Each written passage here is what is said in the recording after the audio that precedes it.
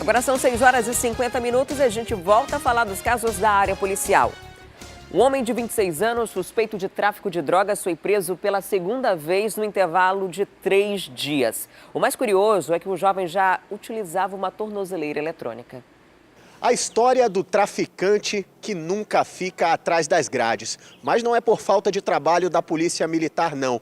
E sim por falta de vontade da Justiça, aparentemente, em mantê-lo atrás das grades. Nós estamos falando do Thiago Salles Aricanati, um criminoso jovem aqui da Compensa, na zona oeste da capital, de apenas 26 anos. No sábado, ele foi preso por uma guarnição da Polícia Militar, mais especificamente pelos policiais militares da 8ª Companhia Interativa Comunitária. A partir daí, ele foi apresentado no Distrito Integrado de Polícia e posteriormente encaminhado para a audiência de custódia. Depois disso, acabou sendo liberado. O detalhe é que esse jovem criminoso já usa uma tornozeleira eletrônica e nem podia estar fora de casa depois das 10 horas da noite. Já na terça-feira, o capitão que fez a prisão desse infrator teve a infelicidade de cruzar mais uma vez com esse criminoso nas ruas aqui da Compensa. Ele chegou, inclusive, a fazer um vídeo relatando a revolta, e a insatisfação em ver o criminoso que foi preso durante o fim de semana já nas ruas alguns dias depois. O detalhe é que ele chegou a dar um aviso para esse criminoso e questioná-lo para saber se ele ainda estava vendendo drogas. Em primeiro momento, ele ainda afirmou que estava sim trabalhando, mas naquele momento não tinha nada com ele. Já durante a noite de terça-feira, os policiais militares da 8ª Companhia Interativa Comunitária receberam uma denúncia informando que o Thiago já estava nas ruas vendendo drogas novamente. E aí não deu para ele mais uma vez. Os PMs foram até o local citado nessa denúncia, onde Thiago se encontrava em posse de pelo menos 39 trouxinhas de entorpecente. Nós estamos com um grande desafio, aliás, vários desafios. Dentre eles, manter o criminoso atrás das grades, Tipo, é inadmissível um cidadão ser preso pela 4ª vez pelo mesmo crime.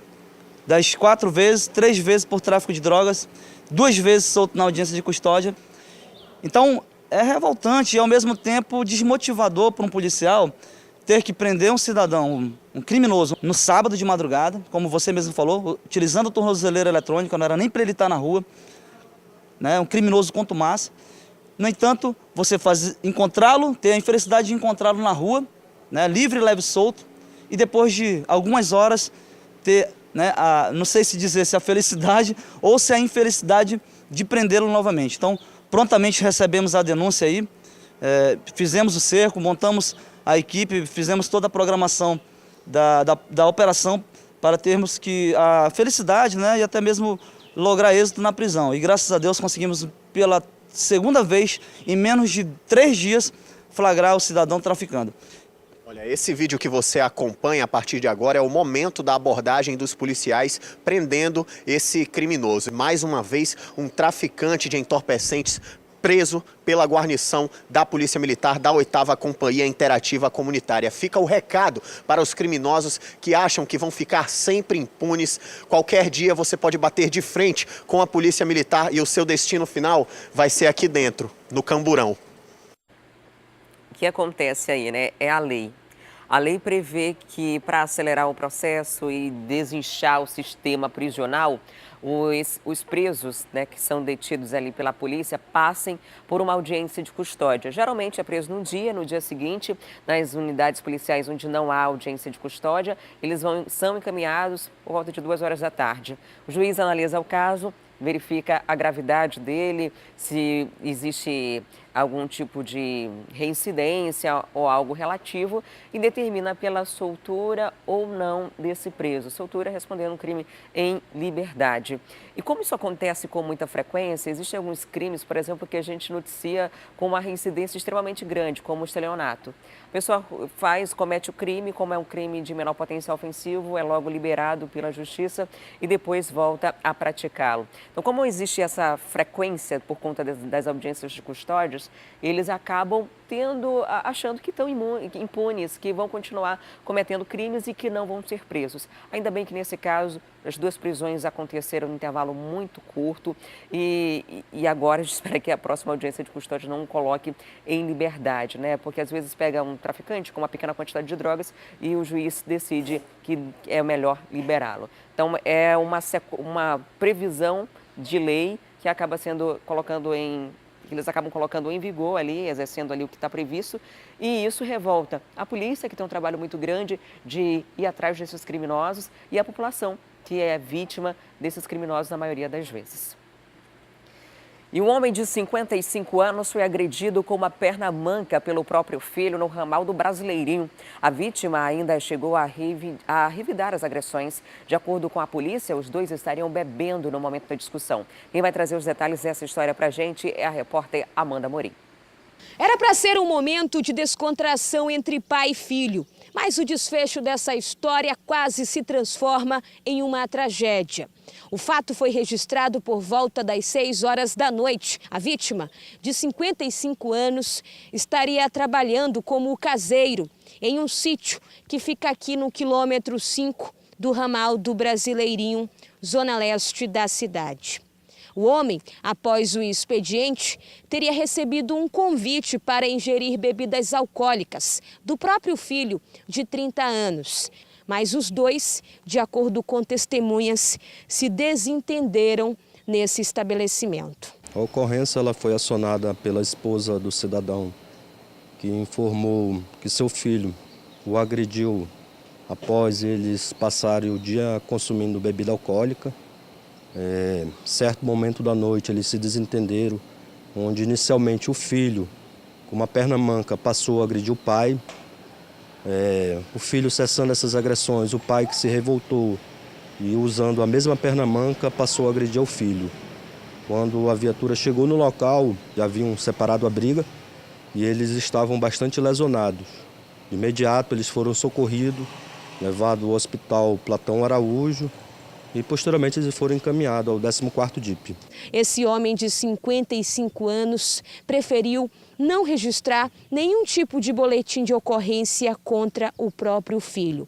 Os 2 entraram em um acordo na delegacia e em seguida foram liberados. Como o pai resolveu revidar as agressões, lesionando também o filho, ambos foram enquadrados em lesão corporal. Se só o filho estivesse agredido o pai, seria violência doméstica. E nós voltamos a falar sobre o caso da jovem Tainara da Silva, de 23 anos, morta com mais de 20 facadas no bairro Planalto. O suspeito do crime, o próprio marido, identificado como Bruno, foi preso e apresentado ontem no 10º Distrito Integrado de Polícia. Um assassinato cruel que chamou a atenção da sociedade. Bruno Henrique Silva, de 32 anos, é o principal suspeito de cometer um feminicídio aqui na cidade de Manaus. Ele teria assassinado a companheira Tainara Barbosa Silva, de 23 anos, crime que aconteceu na última madrugada da segunda-feira por volta de 00:30. Depois que esse caso foi registrado, o Bruno estava foragido, porque a polícia já estava no encalço dele. Ele compareceu à delegacia para prestar depoimento, mas já havia mandado de prisão expedido e ficou preso. Acabou apresentado hoje aqui no 10º Distrito Integrado de Polícia. O delegado Danilo Bacarin, aqui desse DIP, falou sobre o que teria ocasionado este assassinato, este feminicídio que aconteceu no Planalto, na zona centro-oeste aqui da capital amazonense. O Bruno não especificou uma motivação, né? Assim, não foi delimitada. No entanto, com certeza foi de extrema emoção, um momento de forte emoção, tá?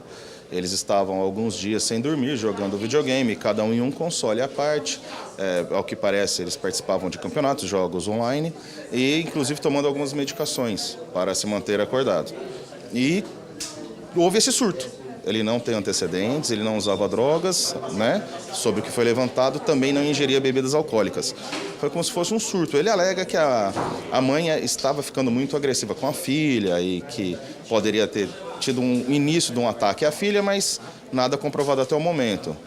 e de qualquer forma ele não tem ferimentos que comprovem um ataque a ele, para que ele tivesse uma reação tão alta de cerca de 20 facadas. Depois que esse caso aconteceu, os familiares de Tainara começaram a receber, inclusive, relatos de ex-mulheres do Bruno Henrique. Mulheres que disseram que já foram, inclusive, agredidas por ele e que, por isso, teve o término do relacionamento. Nos últimos 6 meses, a própria Tainara começou a falar para pessoas próximas da própria família sobre o comportamento agressivo de Bruno. O que chama a atenção é que, segundo a investigação da polícia, ele não era viciado em drogas e nem cometia crimes.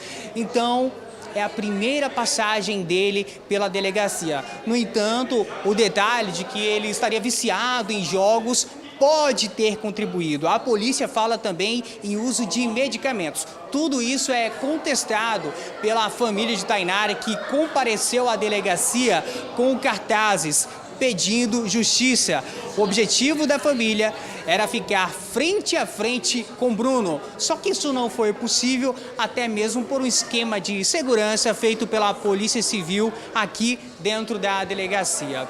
Os familiares tem muitos detalhes que são contestados, né? Inclusive, diz que o Bruno morava com a Tainara, a filha e a mãe dele.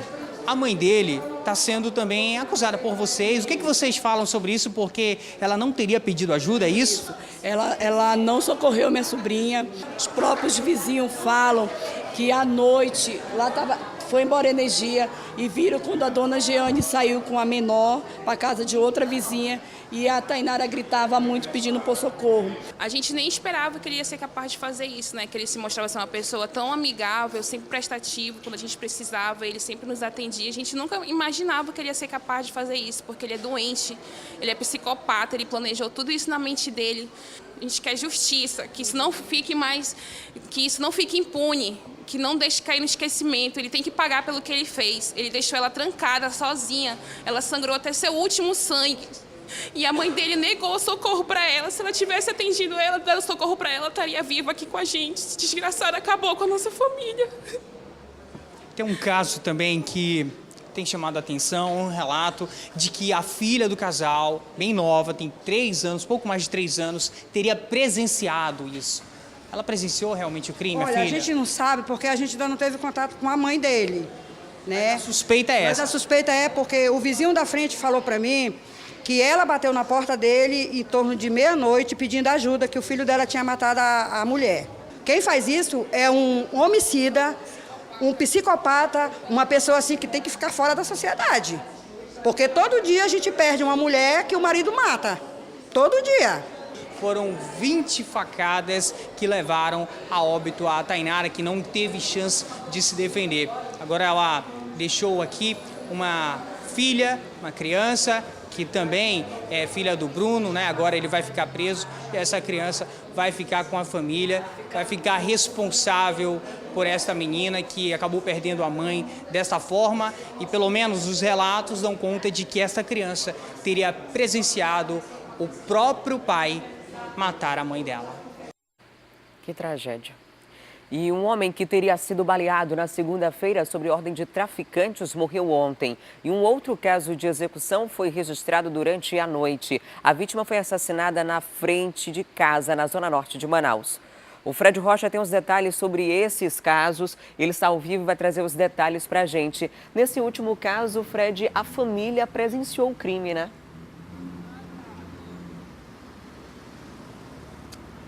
Olha, Adriane, o Alessandro Pereira Silva, de 23 anos, ele foi assassinado lá na comunidade Nossa Senhora de Fátima, que fica na zona norte da cidade de Manaus. De acordo com informações de testemunhas, um trio chegou a pé, ou seja, 3 homens, e atiraram contra o Alessandro. Os policiais da 27ª Companhia Interativa Comunitária foram ao local, mas não conseguiram encontrar os suspeitos. Ainda de acordo com as pessoas que presenciaram o crime, depois de cometer esse assassinato, os 3 foram embora e aí a polícia fez até uma varredura na área, mas não conseguiu encontrá-los. A suspeita é de que este caso tenha relação com o tráfico de drogas. No entanto, é a própria delegacia especializada em homicídios e sequestros que vai, a partir de uma investigação sobre mais este assassinato, identificar motivação e no futuro também conseguir identificar esses suspeitos, viu, Adriano? Tá certo, Fred, muito obrigada pelas informações. E a segunda vara especializada em crimes contra a dignidade sexual de crianças e adolescentes do Tribunal de Justiça do Amazonas vai inaugurar um espaço especial para escutar o depoimento de crianças e adolescentes vítimas ou testemunhas de crimes contra a dignidade sexual. O local está previsto em lei federal e busca oferecer um ambiente adequado e protegido às vítimas. Todos os dias nós mostramos aqui reportagens sobre abusos de violência sexual contra crianças e adolescentes. São inúmeros casos chocantes. E para atender essas vítimas é preciso um procedimento específico, justamente por se tratar de um tema tão complexo como esse. Por isso que vítimas de abuso sexual, crianças e adolescentes e até mesmo testemunhas que presenciaram algum tipo desse crime devem ser resguardadas de qualquer contato visual com o agressor ou acusado durante a audiência de julgamento. Por isso, a segunda vara especializada em crimes contra a dignidade sexual de crianças e adolescentes está preparando essa sala aqui, intitulada como Sala de Anjo, que fica localizada aqui no Tribunal de Justiça do Amazonas, para atender essas vítimas. O nome Sala do Anjo da Guarda bem demonstra o que a gente quer, que é proteção, e o Tribunal de Justiça também preparou essa sala, a estrutura física da sala, enfim, com muito carinho, com muita atenção, né, para que essa criança seja recebida de modo mais acolhedor possível, de maneira que ela se sinta mais calma, mais tranquila, que ela saiba que ela tem um valor, né, e que nós estamos aqui para recebê-la com todo amor, com todo carinho. Bom, a gente vai mostrar agora como é que vai funcionar a Sala do Anjo, que ainda está sendo montada, mas aqui vai ser a recepção onde os pais ficarão esperando a criança, né? A criança ou adolescente que foi vítima de algum abuso sexual ou até mesmo uma testemunha que presenciou algum abuso sexual, porque a criança mesmo, essa vítima, vai ser encaminhada aqui para essa sala de acolhimento juntamente com o psicólogo, a psicóloga, né? Que vai aqui conversar com a criança, né? Antes de todo o processo ali de julgamento, de toda aquela audiência que vai acontecer, aqui ela vai iniciar um assunto com essa criança, bater um papo, né? Vão ter também alguns brinquedos aqui, uma coisa bem mais lúdica, justamente para anteceder todo esse depoimento dessa criança. Após isso, a criança vai ser encaminhada aqui para a sala de depoimento, somente ela, a vítima, o adolescente, né? E o psicólogo estarão aqui conversando, porque aqui de fato vai começar a audiência, né? Tudo isso vai estar sendo transmitido através dessa câmera que vai ser colocada aqui nessa sala, para essa sala de audiência onde vai estar lá o réu e todo mundo nesse processo de julgamento. Então, toda essa técnica aqui, para ouvir essa criança, é uma técnica que tem que ser feita por uma psicóloga. É preciso esse acompanhamento para a psicóloga para que seja possível colher esse depoimento de forma muito precisa. Nós temos algumas técnicas que a psicóloga aplica, por exemplo, quando se trata de uma criança muito pequena, 2, 3 anos, essa criança ela não consegue, muitas vezes, expressar tudo o que aconteceu com palavras. É difícil, ela não compreende aquilo. Então, nós temos uma coisa chamada família lúdica, que são a família de bonequinhos, que tem órgãos sexuais, a familhinha, os bonequinhos estão vestidos, e aí a psicóloga pede que ela mostre como tudo aconteceu. Fica fácil para a gente compreender e para ela parece uma brincadeira. A primeira e a segunda vara especializada em crimes contra a dignidade sexual de crianças e adolescentes atualmente está com mais de 2.000 casos em andamento. Casos esses que vêm aumentando com o passar do tempo, justamente porque as pessoas estão denunciando cada vez mais. E por isso, o Tribunal de Justiça do Amazonas está se preparando para receber essas vítimas e por isso é tão importante também fazer a denúncia. A demanda tem aumentado bastante, os casos têm se noticiado, inclusive casos muito que chocam, né? Isso só o que vem à mídia. Imaginem os casos que nem são levados ao conhecimento da autoridade policial, são inúmeros. Qualquer pessoa que tiver conhecimento, que vê uma criança com sintomas de abuso sexual, deve denunciar. O Disque 100, você pode fazer a denúncia anônima, então não é isso que tem que te impedir de fazer a denúncia. E à medida que você sabe que uma criança está sendo abusada, uma criança ou adolescente está sendo abusada e não denuncia, pense, você também está cometendo o abuso. E a recuperação e a reinserção social dos presos no Brasil é um desafio para o sistema prisional. Aqui em Manaus, detentos do projeto de remissão de pena trabalham na reforma de presídios. O uso de mão de obra carcerária está previsto na Lei de Execução Penal, garantindo 1 dia de pena a menos a cada 3 dias de trabalho ou de estudo.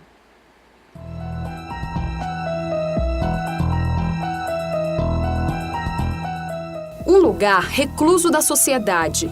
O isolamento faz parte do dia a dia de quem deve pagar pelos erros cometidos. Apesar do espaço cercado por autores de crimes, em meio ao sistema de detenção do Amazonas, a oportunidade de um caminho diferente. Nós somos a primeira equipe de reportagem a entrar no Compage desde o dia 1º de janeiro de 2017, quando aconteceu o massacre com 56 mortos. Os detentos matavam os presos aqui nesse lugar, jogavam os corpos ali naquela área. Hoje, a realidade deste local e das outras unidades aqui do Amazonas é completamente diferente.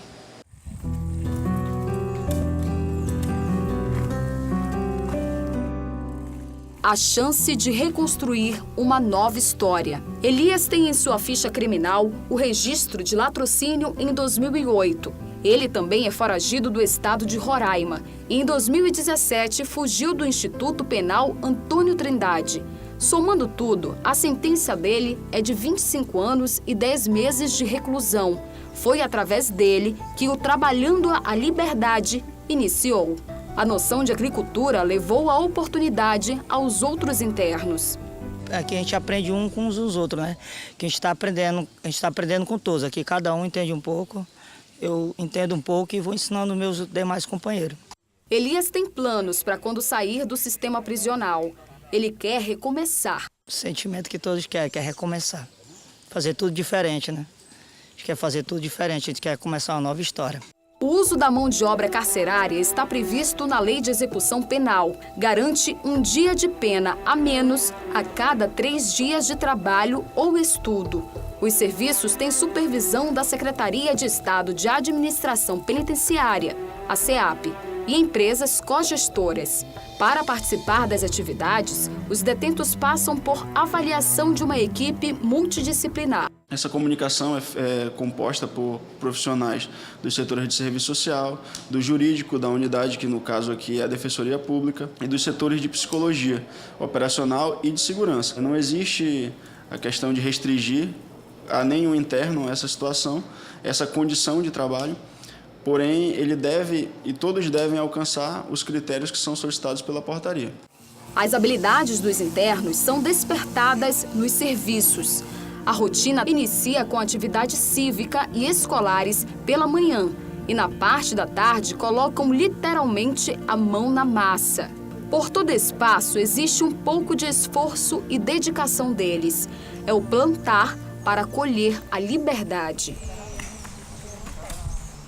Vale a pena lembrar que são seres humanos, como qualquer um, dotados de habilidades e falhas. Nós temos aqui excelentes pintores, metalúrgicos, nosso pessoal que cuida da parte agrícola é extremamente competente e dedicado. Então a resposta deles é da melhor forma possível. Eles procuram, de fato, entender o sentido de estarem trabalhando. São cerca de 350 internos, entre homens e mulheres, que foram escalados para a execução das obras. Outra detenta que participa do projeto é Jennifer Rodrigues. Ela foi presa por tráfico de drogas. A pena deve ser de 8 a 9 anos de prisão. Participando dos serviços, ela tem a oportunidade de vislumbrar novos horizontes. Eu vou estudar, eu vou continuar trabalhando, vou meter a cara em coisas que vão me trazer um futuro melhor, né? Hoje, os detentos trabalham sem remuneração. Segundo o secretário Vinícius Almeida, nos próximos dias vai ser feito um edital de chamamento para empresas que desejam participar do projeto. Dessa forma, os internos poderão ter direito à renda, realidade que já acontece em outros lugares do país.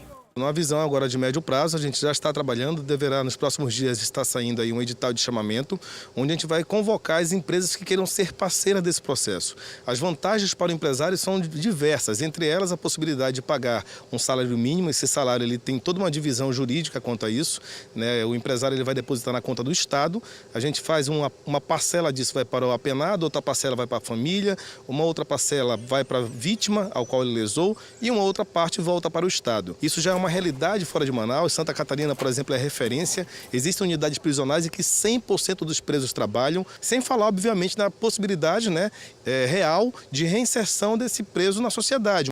Um sonho em que muitos detentos ainda vão participar. É a realidade de trabalho, com menos grades e mais oportunidades.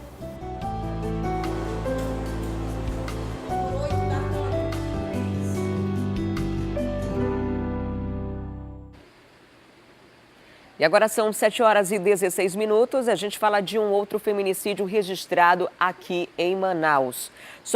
Isso aconteceu no mês passado. O homem que matou a esposa com mais de 10 facadas se entregou ontem. Quem vai trazer todos esses detalhes para a gente é o Fred Rocha. Ele já está ao vivo e vai trazer as informações. Fred, nesse caso específico, a vítima era muito nova, né? Tinha 19 anos. A Stephanie Rocha só tinha 19 anos, como você bem disse, era natural do Maranhão, morava aqui em Manaus e não tinha ninguém da família dela. Vivia apenas com o Jefferson da Silva, de 25 anos, o principal suspeito de cometer esse crime. Ele se apresentou com um advogado na delegacia especializada em homicídios e sequestros.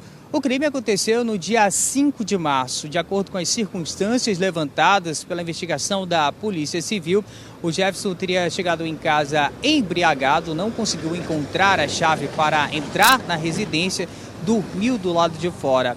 E depois achou que a Stephanie tinha escondido a chave para que ele não entrasse em casa. Por conta disso, desferiu pelo menos 10 golpes de faca na Stephanie. Quem encontrou o corpo dela foi a própria irmã do Jefferson. A Stephanie já estava sem vida. Depois desse crime, um tio de Stephanie veio do Maranhão aqui para Manaus, está esse tempo todo hospedado desde a data do crime, no intuito de conseguir justiça. Inclusive, por conta própria, ele rodou pelos municípios aqui do interior do estado, porque ficou sabendo que o Jefferson tinha ido se esconder para lá. Agora, finalmente, o principal suspeito de cometer o crime se entregou à polícia e vai precisar responder perante o juiz por este feminicídio. Adriane. Agora, Fred, uma jovem de 18 anos acusou o patrão de estrupá-la enquanto ela dormia, né? Estava trabalhando na casa dele e, de repente, se deparou com uma situação como essa. Sim, inclusive ela relatou à polícia que esta não foi a primeira vez que o patrão fez isso. Em outras situações, ele tentou o estupro. Dessa vez, ele teria conseguido. Essa jovem de 18 anos trabalha como babá lá na casa desse homem, no Nova República, no Japim, na zona sul aqui da capital amazonense. Ela relatou aos policiais que estava dormindo por volta das 11h30 da noite. O crime aconteceu na noite da última terça-feira, quando já se deparou com o patrão que estava em cima dela na cama, assim ela relatou. E conseguiu se desvencilhar dele e chamar a polícia militar. O principal suspeito de cometer o crime foi levado para o 1º Distrito Integrado de Polícia. Por enquanto, são essas informações sobre esse caso que agora vai ser também investigado para saber a veracidade desses fatos. E aí o principal suspeito vai ter também que se explicar. Tá certo, Fred, muito obrigada por essas informações. Sai, portanto, mais uma acusação de estupro e é muito importante que isso seja levado à polícia. Já tinha acontecido outras vezes, então ela já sofria um assédio dentro daquela casa e esses casos precisam ser levados às autoridades policiais para que se investigue e para que se puna as pessoas que cometem esse tipo de crime tão bárbaro e, infelizmente, tão comum. E daqui a pouquinho a gente traz informações para você que está em busca de um emprego. Tem as vagas do Cine. Vamos também mostrar a classificação dos times nessa última rodada do Brasão no retorno. A classificação para as semifinais. Eu trago esses detalhes em instantes, então não sai daí que eu volto já já.